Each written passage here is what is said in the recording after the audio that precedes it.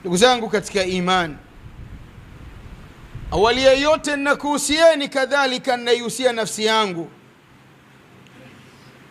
katika suala zima la kumcha Allah tabaraka wa taala. Enyi waja, tumcheni Allah mtukufu, kwa sababu kwake yeye wamefuzu wacha Mungu. Allah mtukufu anatuambia, inna lilmuttaqina mafaza, kwa hakika wacha Mungu wamefuzu. Wamefuzu wacha Mungu katika maisha ya dunia, kadhalika kesho yaumul qiyama. Ndugu zangu, khutba yangu leo kwenu inaikumbusha nafsi yangu kadhalika nafsi zenu juu ya al-aishu bihikmati athna alfitan, namna ya kuishi kwa hikma katika muda ambao wanadamu wanakumbana na fitna. Bila shaka kila mmoja miongoni mwetu ana akili zilizotimamu, bali ana kumbukumbu na anajua yanayotokea katika maisha haya ya dunia. Tukiwa ni Waislamu bali wanajamii wa Kitanzania, tunajua na kutambua yaliyotokea tarehe 29 mwezi wa 10, kadhalika 30 mwezi wa 10, na pakafuatiwa na kukaa ndani kwa takribani siku 5.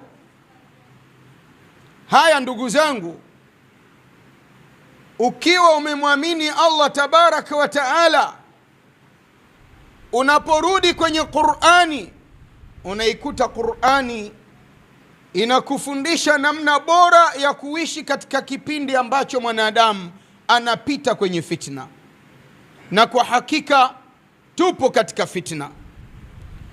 Ndugu zangu, katika muda wa fitna, Muislamu mwanadamu anafundishwa kutumia vema matumizi ya hikma, kutumia vema matumizi ya hekima ambayo Allah tabaraka wa taala ameyapandanisha katika maungo ya mwili wake, katika sehemu ya akili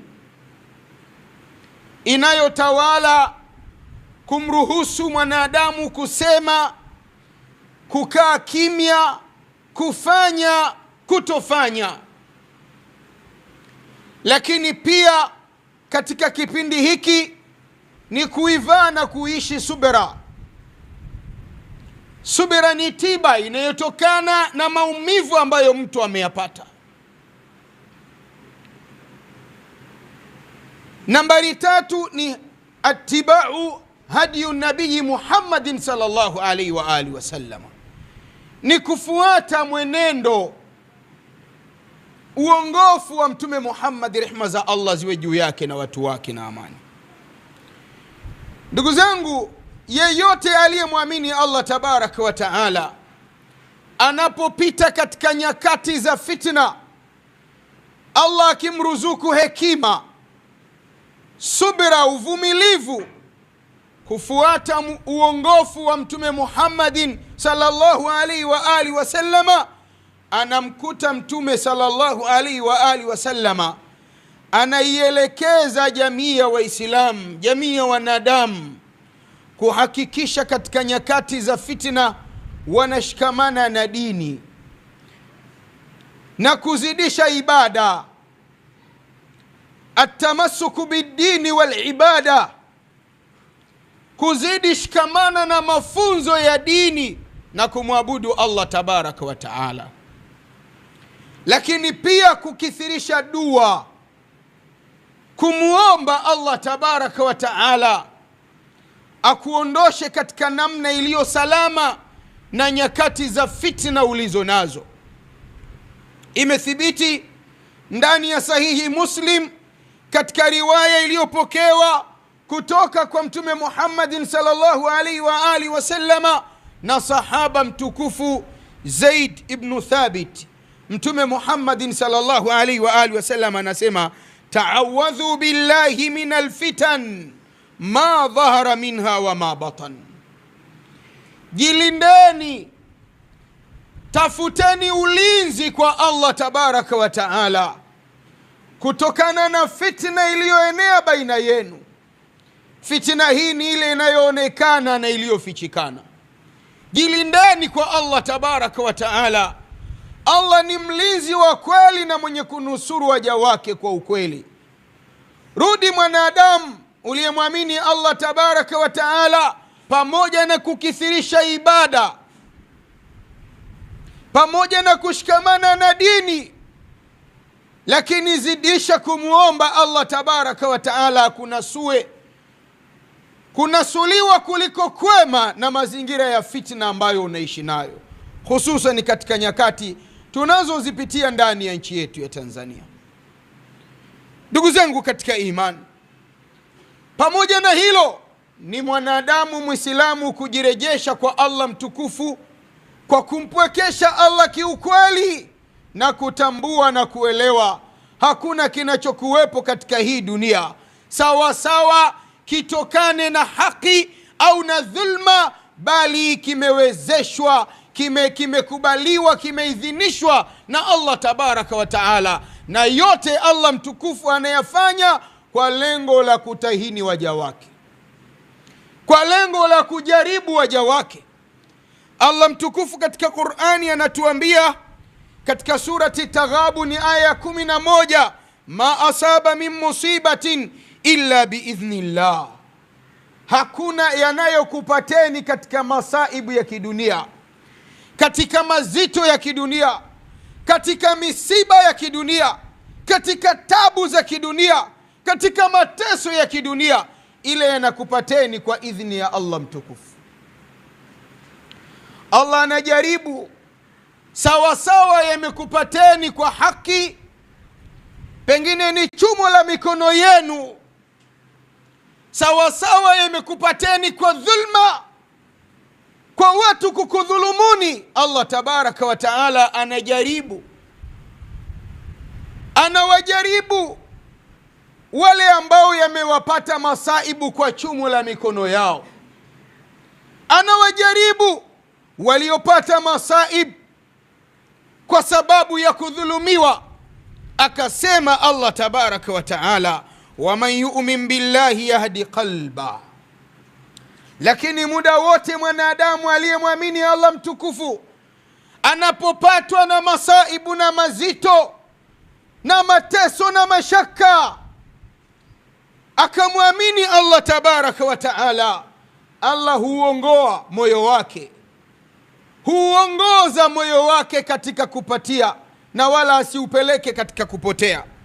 Wallahu bikulli shay'in alim, na Allah juu ya kila kinachotukia katika uso huu wa ardhi, kila kinachofanyika katika mgongo wa ardhi, Allah ni mjuzi nacho.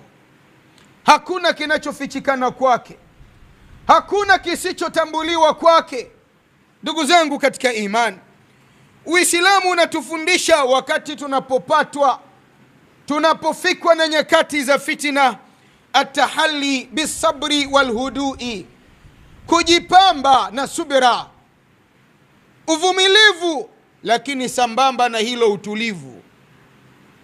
Kuwa mtulivu, subiri kwa Allah tabaraka wa taala, lakini zuia mdomo wako usiropoke, zuia viungo vya mwili wako visichukue maamuzi ambayo tena baadaye yatakugharimu. Mrejelee Allah mtukufu, mrudie Allah tabaraka wa taala. Allah tabaraka wa taala anawalipa wenye subira ujira usio na hesabu. Innama yuwaffa sabiruna ajrahum bighairi hisabin, hakika ya Allah mtukufu anawalipa wale ambao wameumizwa, wale ambao wameumia, wale ambao wameporwa, wale ambao wamedhulumiwa, wakasubiri wasiharibu, anawalipa ujira usio na hesabu.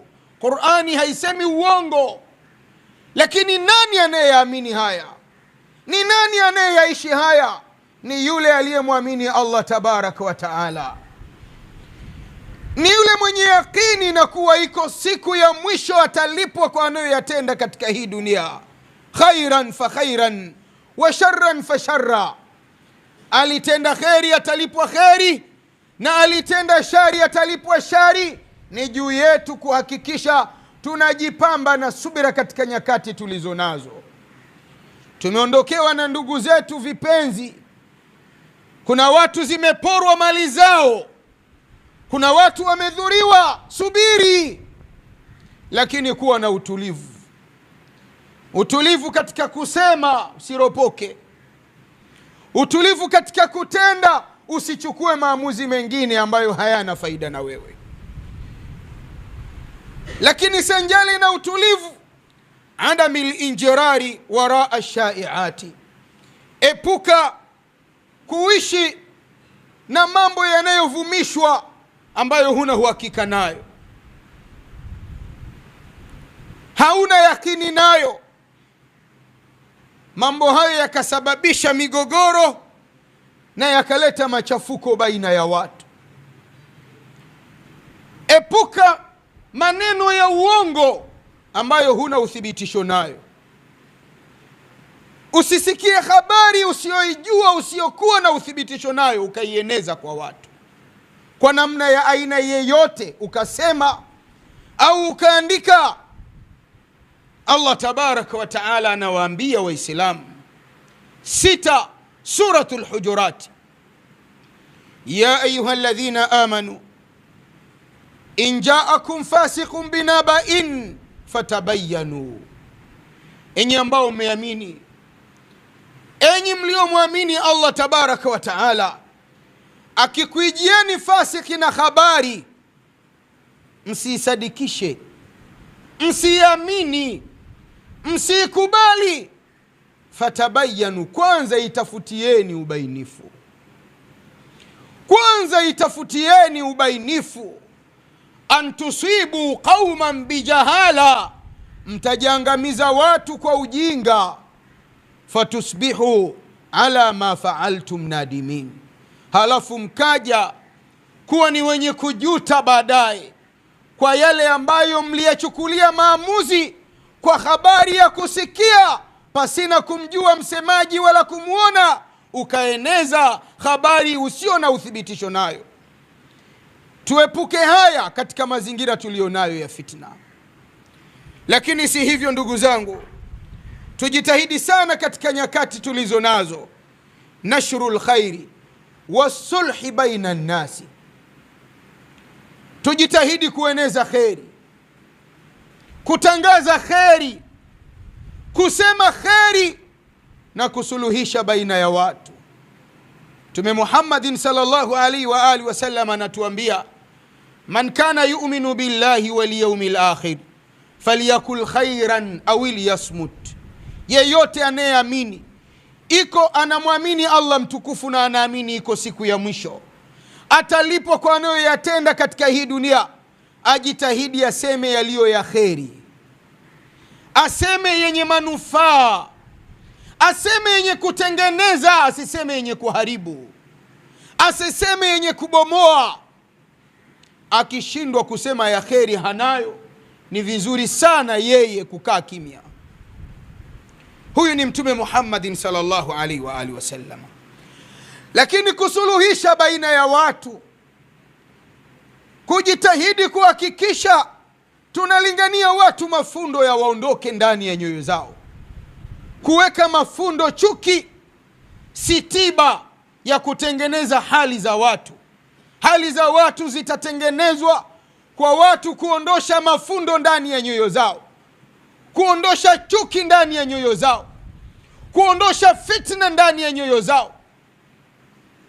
Wakiweza yaishi haya watu kama ambavyo Uislamu unaelekeza, hakika nyakati za fitna kwao zitapita kwa haraka na maisha yatarudi katika namna iliyo bora na iliyo njema.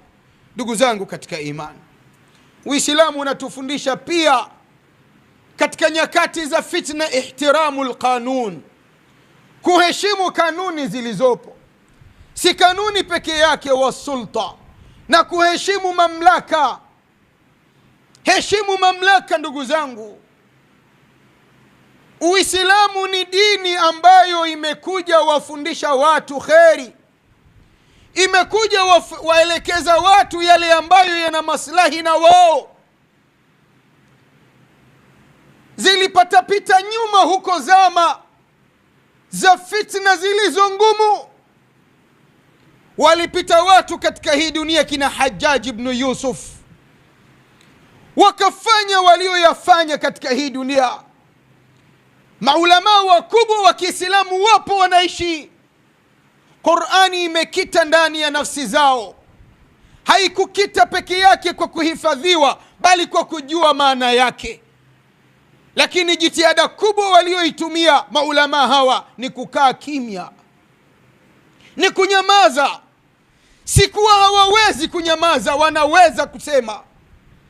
Sikuwa kuna wanayemuogopa kinyume na Allah tabaraka wa taala, hapana. Lakini alim anaongozwa na hekima na busara. Alimu anaongozwa na Qur'ani na Sunna. Anaona mi kufungua mdomo wangu kusema lolote lililo kinyume na sulta ni kuiangamiza jamii ninayoishi nayo. Anafunga mdomo wake ili kuiepusha jamii na fitna. Tujifundishe ndugu zangu kukaa kimya.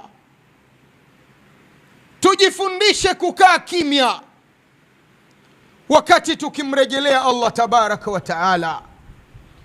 Wamepita wengi kwenye hii dunia wakafanya walioyafanya, lakini wawapi? Firauni laanatullahi alayhi alitesa bani Israil, lakini mwisho wa siku aliishia wapi? Wewe ni muumini kweli, mrejelee Allah mtukufu. Wewe ni kiongozi wa dini, mrejelee Allah tabaraka wa taala. Usiufundishe umma, usiuelekeze umma, usiuambie umma ukaenda kinyume na sulta. Ndugu zangu katika imani, tumuombe Allah tabaraka wa taala atuondoshe katika zama na nyakati za fitna tulizo nazo, azishikamanishe nyoyo zetu kuwa moja, ayaondoshe maumivu yaliyo ndani ya nyoyo zetu, arudishe umoja, upendo, mahusiano mema yaliyopo baina yetu. Allah mtukufu ni mwingi wa kusamehe na mwenye kuonea huruma waja wake. Aqulu ma tasma'una wa astaghfirullaha li wa lakum wa lisailil muslimina wal muslimat fastaghfiruhu innahu huwal ghafurur rahim wa huwa al barru al karim.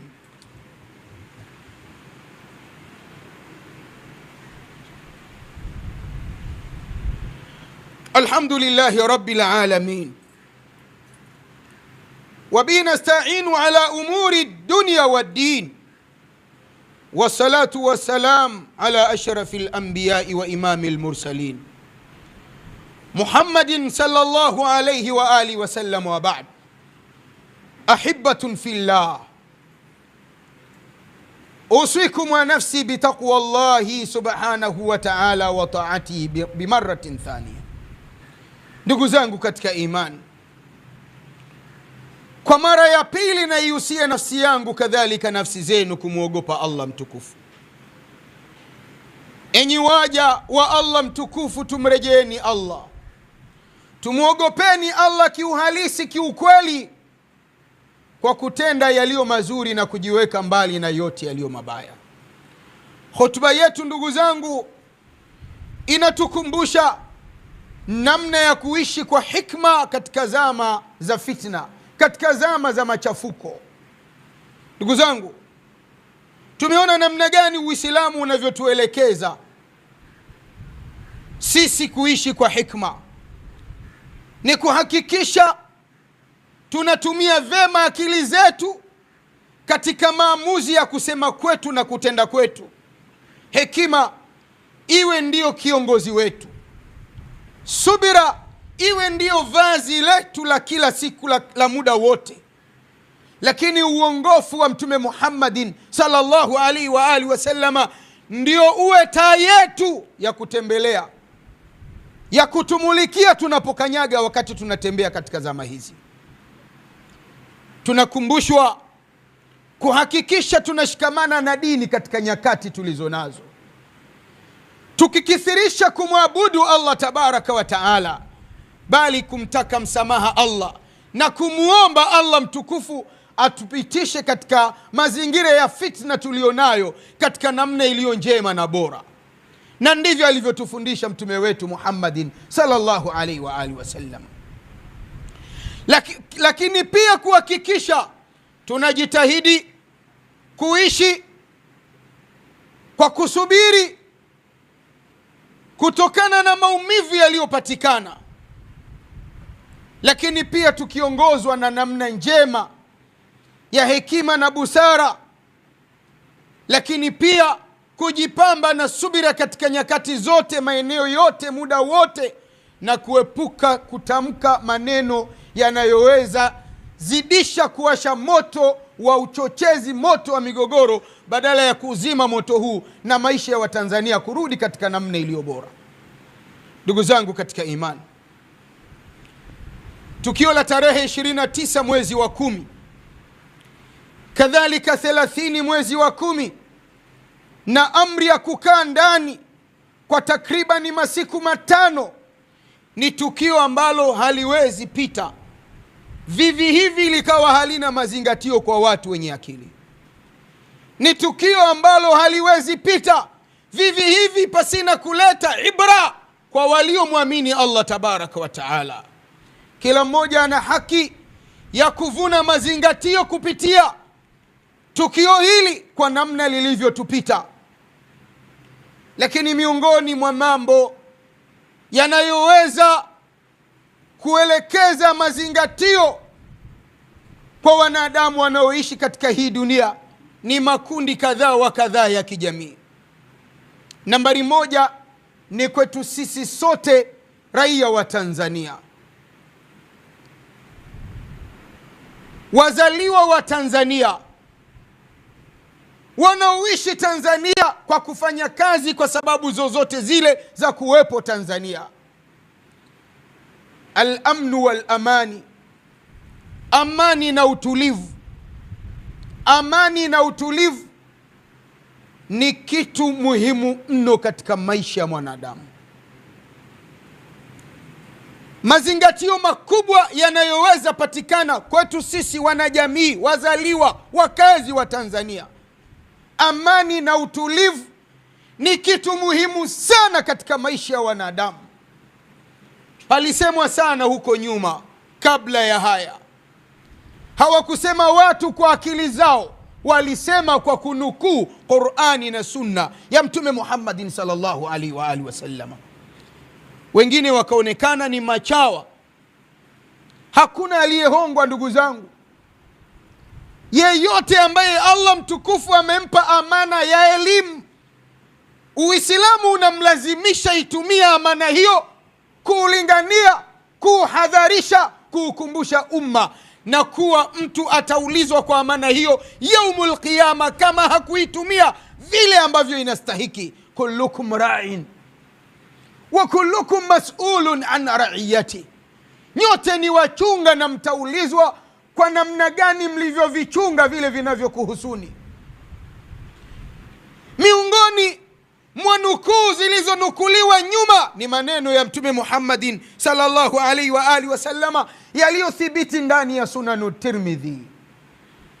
Mtume Muhammadin sallallahu alaihi wa alihi wasallama anasema, man asbaha minkum aminan fi sirbihi, yeyote miongoni mwenu ambaye ameamka akiwa ana amani na utulivu nyumbani kwake, anaweza kutoka akafanya lolote lile. 1.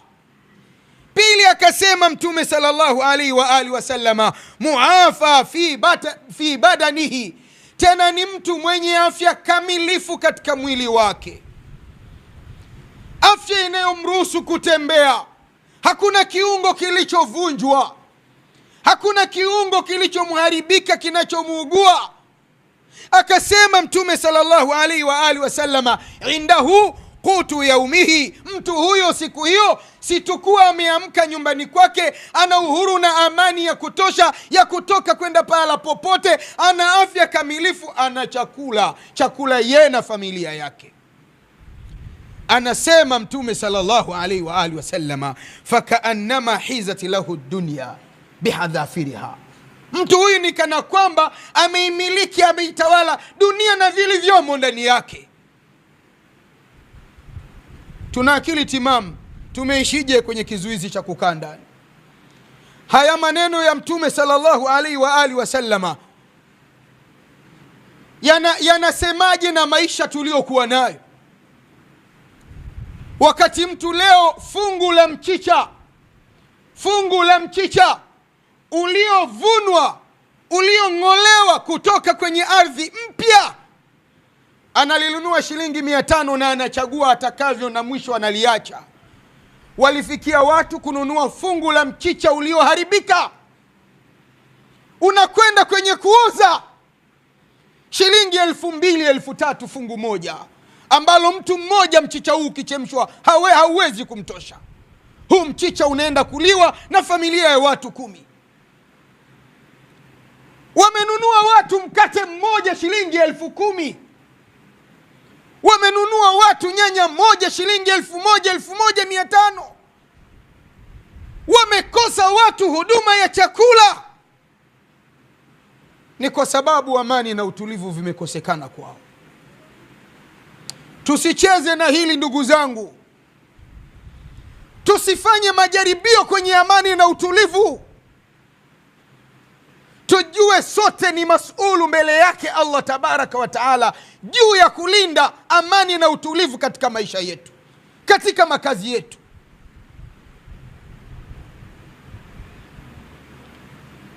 Amani na utulivu ndio inambakishia mtu biashara yake, inambakishia mtu mali yake.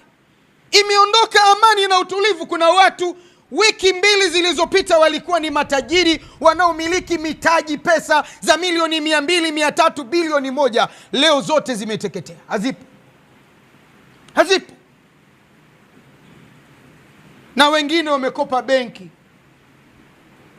kakopa benki, mtu kanunua magari 2 matatu, yamepigwa moto pa, hayapo amani na utulivu.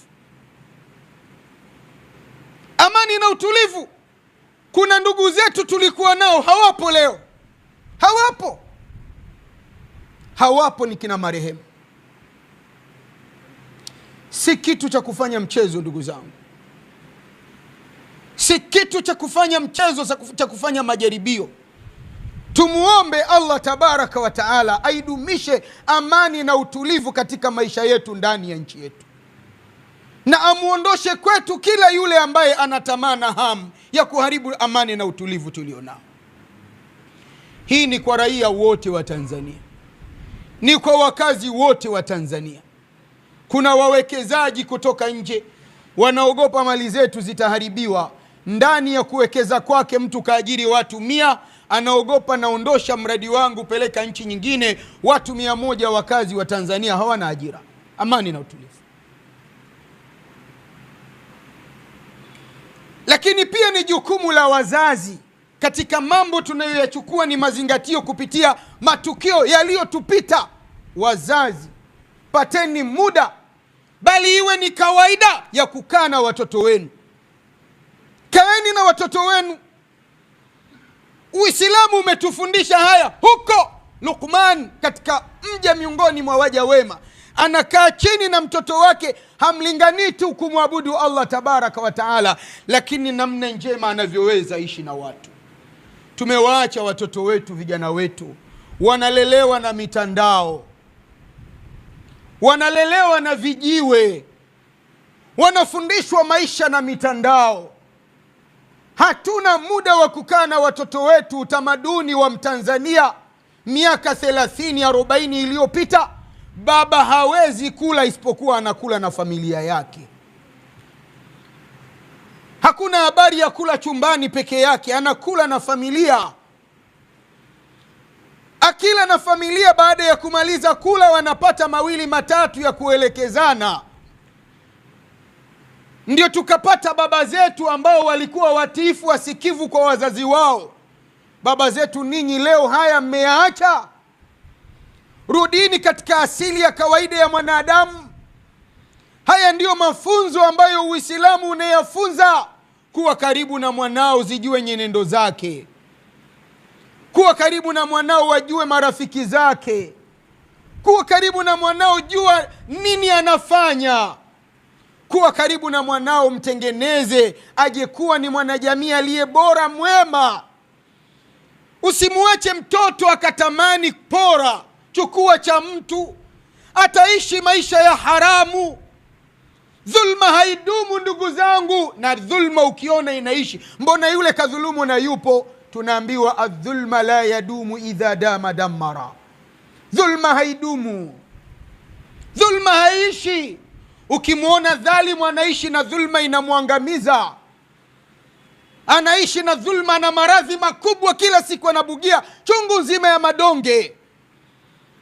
Anaishi na dhulma, hana amani, hana uhuru, hawezi toka akakaa na wanajamii wenzi wake namna hii, muda wote ana hofu. Dhulma.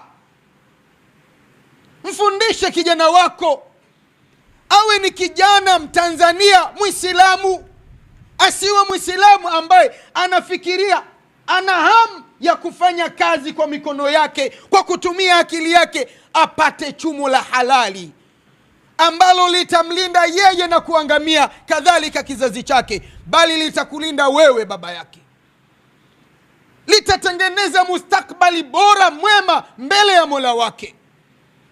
3, miongoni mwa mafunzo, mwa mazingatio tunayoyapata kupitia matukio yaliyotupita, ni umuhimu wa viongozi wa dini. Umuhimu wa viongozi wa dini kutoshabikia mambo yaliyo kinyume kabisa na vitabu vya dini.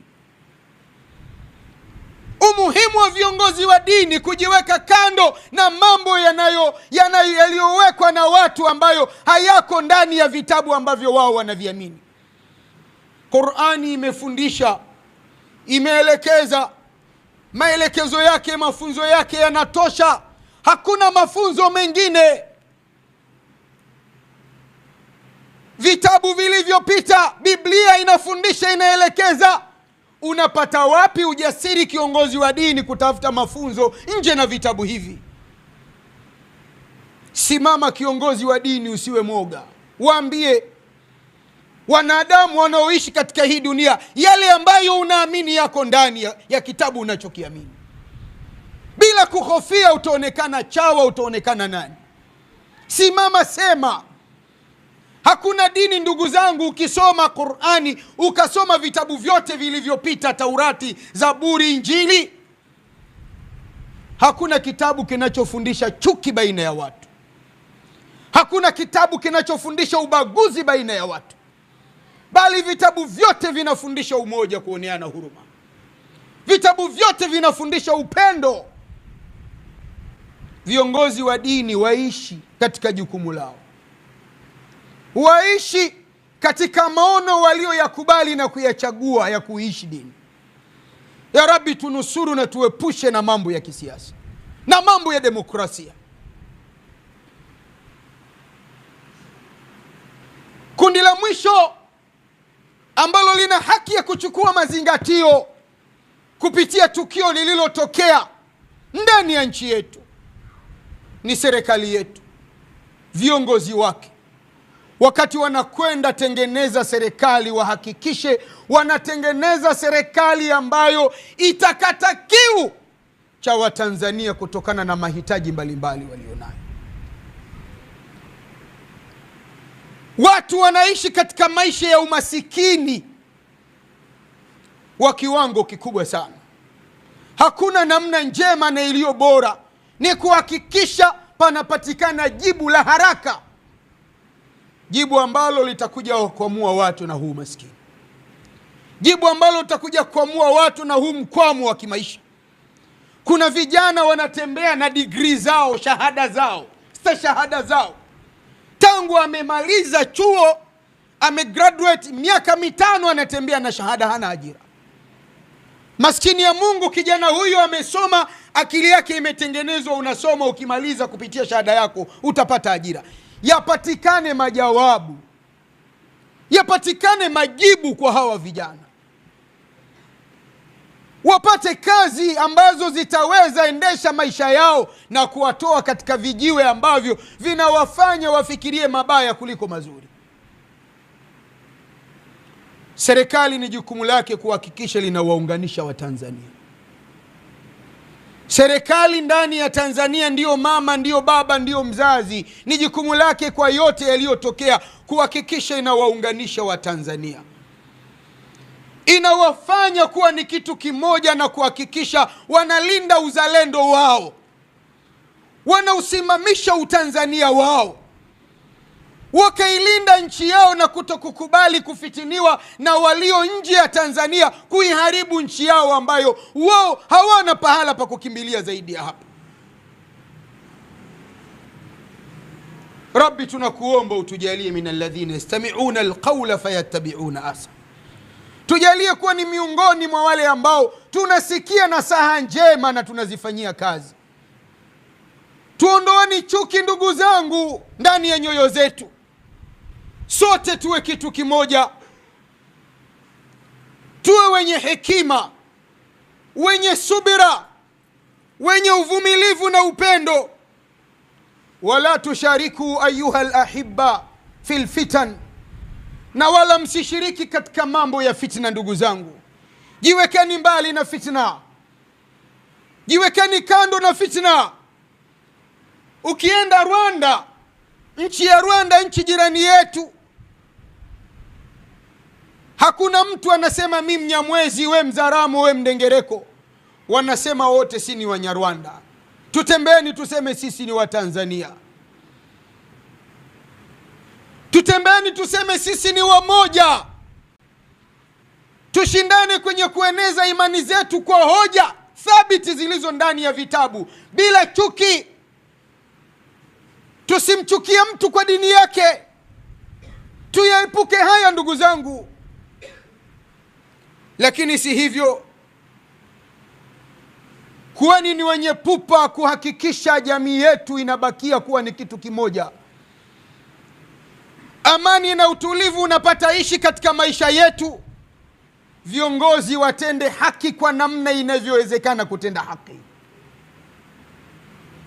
Na suala la kutenda haki ni suala linalomlazimu kila raia, kuanzia majumbani mwetu, mitaani kwetu, serikali za mitaa, serikali za wilaya, mpaka kufika juu. Kila mmoja asimame kwenye haki, na tujue na tuelewe, vyovyote utakavyokuwa, iwe Muislamu, usiwe Muislamu, uwe na dini, usiwe na dini, utakufa.